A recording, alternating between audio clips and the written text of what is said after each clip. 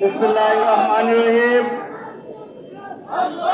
উপস্থিত আজকের বিক্ষুব্ধ ঢাকাবাসী, উপস্থিত সংগ্রামী নেতৃবৃন্দ, আপনারা জানেন বহু রক্ত জীবনের বিনিময়ে 24 গণ অভ্যুত্থানে নতুন বাংলাদেশ পেয়েছে। আমরা এই নতুন বাংলাদেশকে আর হারাতে দিতে চাই না। নতুন বাংলাদেশে নতুন সংবিধান রচনা করে নতুন একটি স্বপ্ন বুনব ইনশাআল্লাহ। সম্মানিত বাবারা, আমরা আজকে লক্ষ্য করছি নির্বাচন আসার আগেই তারা বলছে দাঁড়িপাল্লায় ভোট দিয়ে নাকি বাড়িতে যেতে পারবে না।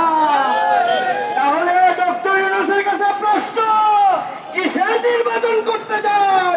কাকে নিয়ে প্রতিযোগিতা করবেন? জাতীয় পার্টিকে বিরোধী দল বানাবেন? বানার বাংলাদেশের মানুষ জানো দিয়ে আপনাকে আবার সেই জায়গায় পৌঁছাবে। জাতীয় পার্টির অস্তিত্ব বাংলাদেশে রাখা যায় না। সংগঠন, দাবিদার সংগঠন।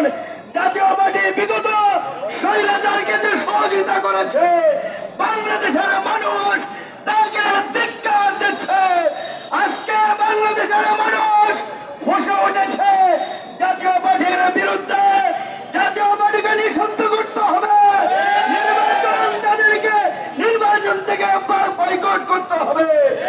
সম্মানিত ভাইরা, আওয়ামী লীগ মনে করেছিল তার বাপদাদার রাষ্ট্র কোনদিন ক্ষমতা থেকে যাইতে হবে না।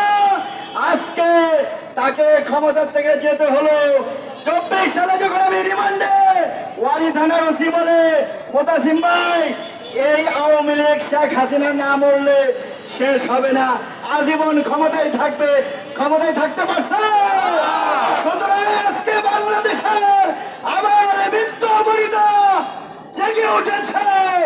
জাতীয় পার্টিকে নিষিদ্ধ করতে হবে, বাংলাদেশে সংস্কার করতে হবে, পিয়ার পদ্ধতিকে ফিরে টেনে বাংলাদেশে একটি সুষ্ঠু নির্বাচনের পরিবেশ তৈরি করতে হবে।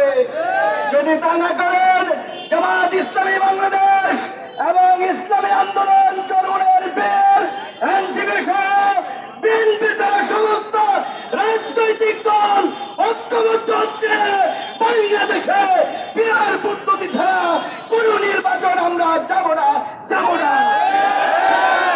বাংলাদেশের নির্বাচনের সুষ্ঠু পরিবেশ ফিরিয়ে এনে পিয়ার পদ্ধতিতে নির্বাচন দিয়ে এদেশে একটি গণতান্ত্রিক পরিবেশ তৈরির জন্য উদাত্ত আহ্বান রেখে আমার সংক্ষিপ্ত কথা এখানে শেষ করলাম।